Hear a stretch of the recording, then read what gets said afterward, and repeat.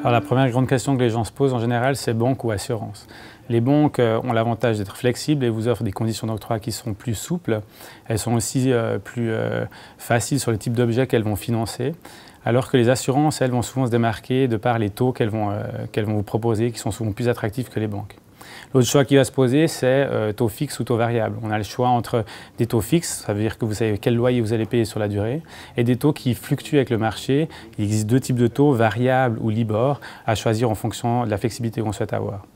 On a la possibilité de mixer ces produits les uns avec les autres, c'est-à-dire faire des tranches, voir quelles sont les meilleures options, est-ce qu'il est intéressant de le faire. Donc vous avez la possibilité de réserver votre taux, c'est-à-dire de se prémunir d'une hausse de taux avant que l'achat se fasse. On peut le faire jusqu'à 3 ans à l'avance, mais bien entendu, ça a un coût sur le taux qui sera facturé. Et le dernier point à prendre en considération, c'est les conditions de résiliation. Vous avez la possibilité de résilier votre prêt en cours de route. Il y a des pénalités qui peuvent se facturer en cas de résiliation en cours de route. Donc c'est important de connaître ces conditions-là de manière précise.